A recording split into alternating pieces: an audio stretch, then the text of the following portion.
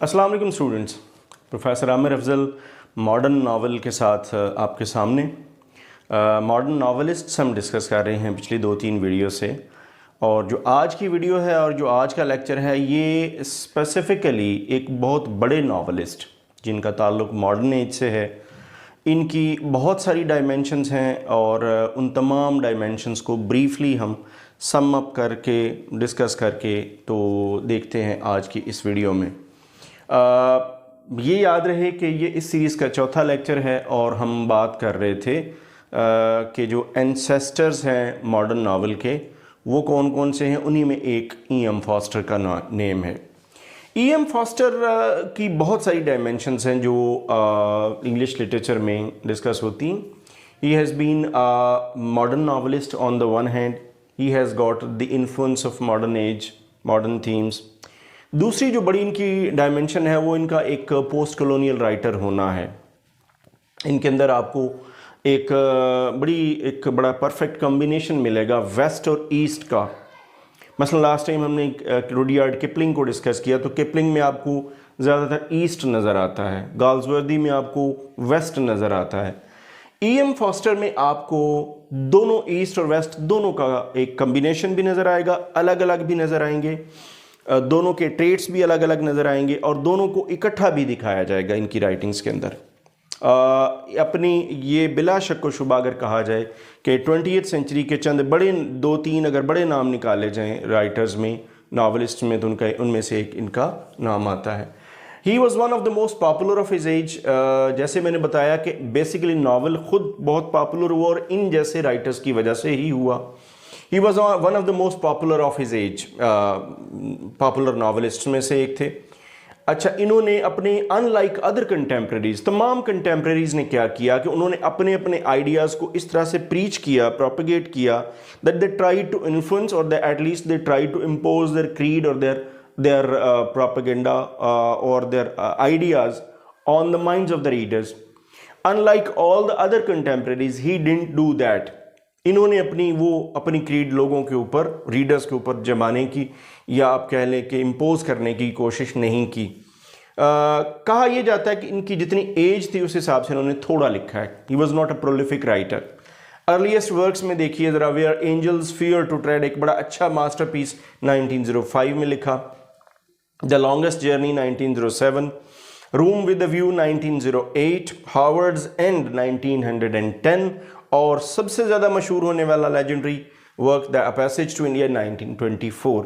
अब अगर मैं इन सब के सब्जेक्ट्स के बारे में बात करूं तो वे एंजल्स फियर टू ट्रेड में ये सबसे पहले यहाँ पर दो कल्चर्स का आपस का मवाजना, कंपैरिजन, और उनका जो एक आप कह लें कि एक कंपैरेटिव स्टडी करते हैं, इटालियन और इंग्लिश कल्चर का स्टडी आपको मिलेगी एंजल्स फियर टू ट्रेड में।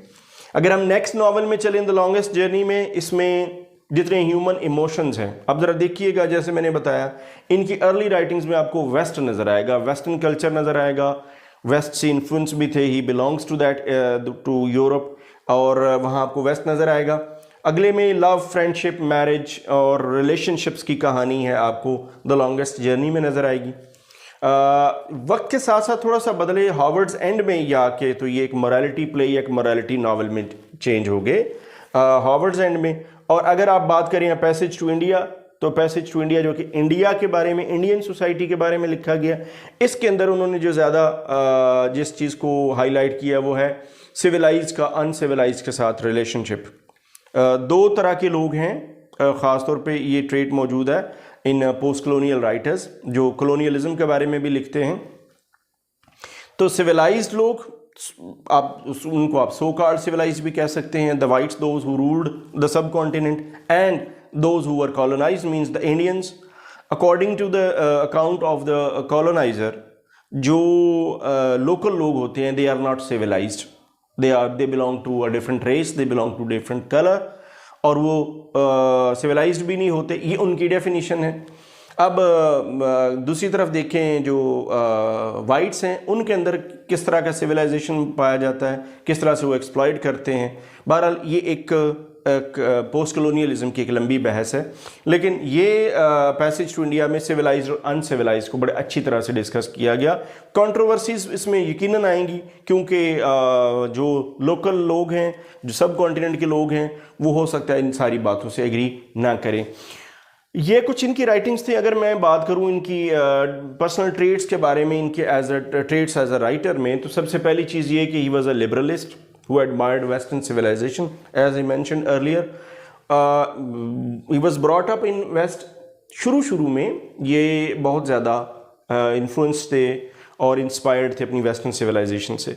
फर्स्ट वर्ल्ड वॉर के बाद क्या हुआ, फाशिज्म आया और कम्युनिज्म आया यूरोप में और रशिया में, उसने काफ़ी इन्फ्लुएंस किया है। लेकिन इन सारी चीज़ों से निकल के तो एक वक्त आया when finally he became the supporter of parliamentary democracy, जब ये पार्लिमानी डेमोक्रेसी के हक में नज़र आए।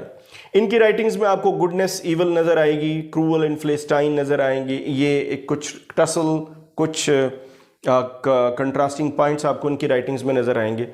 इनका ख्याल ये था, जैसे मैंने बताया, कि इनका जो स्टडी है वो सिविलाइजेशन पे है।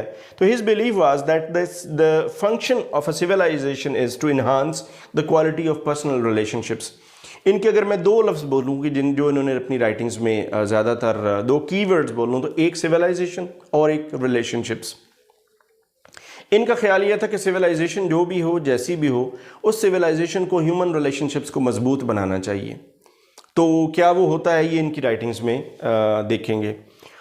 एक वक्त आया जब वक्त गुजरा तो he was highly disillusioned by west. फिर ये इन्होंने अपनी सारी तवज्जो ईस्ट की तरफ कर ली और ईस्ट के बारे में लिखा, जैसे मैंने बताया इंडिया के बारे में लिखा। तो आपको इनके अंदर दोनों करंट जो हैं वो नज़र आएंगे, वेस्ट और ईस्ट दोनों। अगर हम राइटिंग के बारे में बात करें तो इनकी जो राइटिंग्स हैं वो इनकी अच्छी वोकेबलरी और एक बड़ी रिदमिक प्रोज आपको नज़र आएगी, रिदमिक स्टाइल नज़र आएगा। एक ऐसा style which is a combination of diction taken both from both languages, from English and the Eastern languages. So overall, if we look at E.M. Forster had so many dimensions to discuss. One of the legendary novelists of 20th century. This was all about E.M. Forster.